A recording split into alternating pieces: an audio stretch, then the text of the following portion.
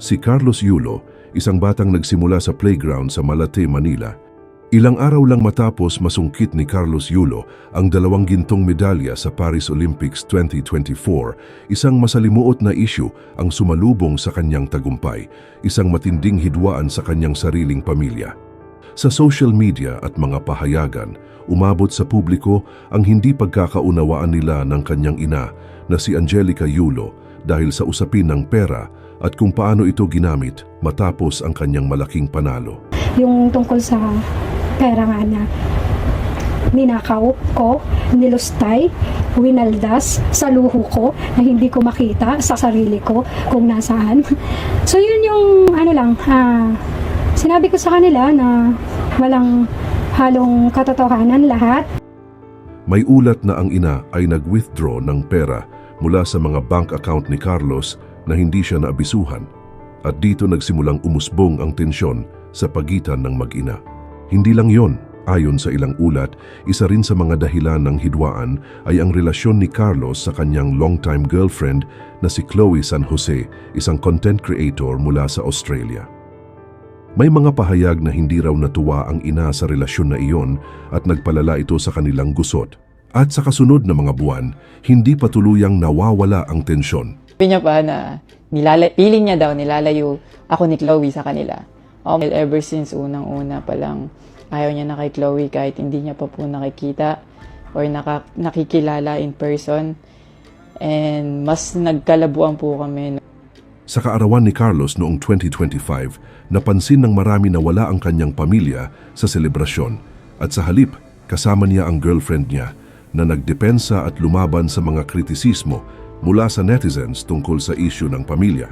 Pero bago tayo magpatuloy, huwag kalimutang i-like ang video na ito dahil napakalaking bagay na ito sa amin. Maraming salamat po. Si Carlos Yulo ay nagmula sa simpleng buhay sa Malate, Manila. Ipinanganak siya noong Pebrero 16, 2000 bilang pangalawa sa 4 na magkakapatid. Lumaki siyang napapalibutan ng disiplina at pagmamahal ng pamilya niya. Nakita ng kanyang lolo na si Rodrigo Frisco ang hilig ni Yulo sa akrobatiko nang ito'y nagtutumbling sa isang palaruan sa Malate. Noong 7 taon siya, dinala siya ng lolo sa Gymnastics Association of the Philippines upang turuan. Mula sa elementary school, nagrepresenta siya sa palarong pambansa at iba pang lokal na kompetisyon habang patuloy na pinaghuhusay ang sarili. Ang kwento ni Carlos ay hindi nagsimula sa entablado o sa saliw ng mga palakpak. Nagsimula ito sa isang batang masigasig at tahimik na nagtrabaho para sa pangarap na makamit ang pinakamataas na antas ng gymnastics. Gusto niya kasi, at least, kasi doon kasi, yun yung na gusto niya yung ginagawa niya. So, lagi ko rin naman kasi sinasabi sa kanila na no pain, no gain. Kinilala si Carlos Yulo bilang isa sa pinakamahusay na atleta ng Pilipinas sa larangan ng gymnastics dahil sa sunod-sunod at makasaysayang tagumpay na kanyang nakamit sa international stage. Sa buong karera niya, napatunayan niyang kaya ng isang Pilipino na makipagsabayan at manaig laban sa pinakamahuhusay na gymnast sa mundo.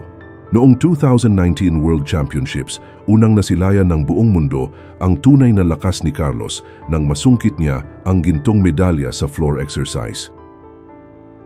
Sa tagumpay na ito, siya ang naging kauna-unahang Pilipino na nagwagi ng gold medal sa World Championships, isang panalong nagbukas ng pinto para makilala ang Pilipinas sa larangan ng artistic gymnastics.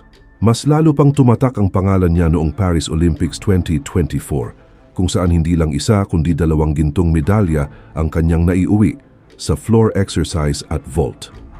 Dahil dito, siya ang naging unang Pilipinong lalaki na nakakuha ng Olympic gold sa gymnastics at ang unang Filipino athlete na nag-uwi ng 2 gintong medalya sa iisang Olympics.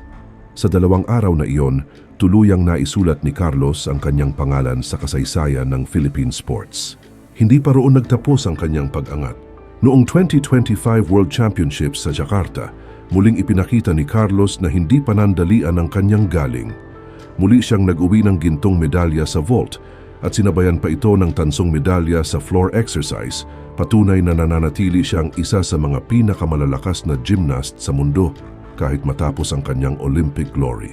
Sa kabuuan, si Carlos Yulo ay isang 2-time Olympic champion, 3-time world champion at 12 beses na Asian champion, mga titulong hindi lang sumasalamin sa kanyang talento kundi sa kanyang disiplina, tiyaga at hindi pagsuko sa pangarap.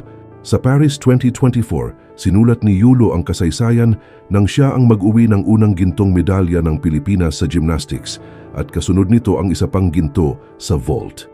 Dahil dito siya ang kauna-unahang Pinoy na double Olympic champion at pangalawang Pilipinong nagwagi ng gintong medalya sa Olympics kasunod kay Hidilyn Diaz noong Tokyo 2020. Sa mga pagdiriwang ng kanyang tagumpay ay naipakita ang pambihirang galing ni Yulo sa larangan. Dahil sa makasaysayang tagumpay ni Carlos Yulo, hindi lang karangalan ang naiuwi niya para sa Pilipinas, kundi pati malalaking insentibo at gantimpala mula sa gobyerno at sa pribadong sektor. Bilang pagkilala sa kanyang 2 gintong medalya sa Olympics, nakatanggap si Carlos ng 20 milyong piso mula sa Philippine Sports Commission, katumbas ng 10 milyong piso sa bawat gintong medalya na kanyang napanalunan. Bukod dito, nagbigay rin ang House of Representatives ng 6 na milyong pisong cash incentive bilang dagdag na parangal sa kanyang pambihirang ambag sa sports ng bansa. Hindi lang pera ang kanyang natanggap, ipinangako rin sa kanya ng Philippine Olympic Committee ang isang bahay at lupa sa Tagaytay bilang simbolo ng pasasalamat at pagkilala sa kanyang sakripisyo at dedikasyon. Sa pribadong sektor naman, sunod-sunod din ang biyayang dumating kay Carlos. Isa sa mga pinakamalalaking regalo ang isang fully furnished 3-bedroom condominium unit mula sa Megaworld na tinatayang nagkakahalaga ng 30 hanggang 35 milyong piso kasama pa ang 3 milyong pisong cash. Dagdag pa rito, nagbigay rin ng Chooks to Go ng 3 milyong piso bilang pasasalamat sa inspirasyong ibinigay niya sa buong sambayanang Pilipino. Sa kabuuan, ang mga premyong ito ay hindi lamang gantimpala sa kanyang panalo, kundi patunay ng pagpapahalaga ng bansa at ng pribadong sektor sa isang atletang nagdala ng dangal, inspirasyon at pag-asa sa milyon-milyong Pilipino. Patuloy na dumarami ang ipinangako pang suporta at babalikang parangal. Ayon sa ulat, umabot sa mahigit 60 milyon pesos ang kabuuang insentibo, hindi pa kasama ang iba pang pending na alok, kaya't hindi matatawaran ang pagpapahalaga ng bansa sa mga natamo niyang tagumpay. Ilang araw lang matapos ang tagumpay niya sa Olympics, lumabas sa social media at sa mga pahayagan ang hindi pagkakaunawaan ni Carlos at ng kanyang ina, si Angelica Yulo. Isa sa mga pinag-usapang dahilan ay ang usapin sa pera. Sinabi ni Carlos na may mga incentive na pumasok sa bank account niya na hawak ng kanyang ina at hindi siya naabisuhan tungkol dito. Siya mismo ang naglabas ng mga detalye sa isang video online para linawin ang sitwasyon. At hindi niya sa akin sinasabi na na-receive niya na pala yung incentives ko from World Championships. Hindi ko pa po malalaman na na-receive niya na po yung incentives ko kung hindi ko pa po hinanap. Never ko na po na-receive yung incentives ko po na yon.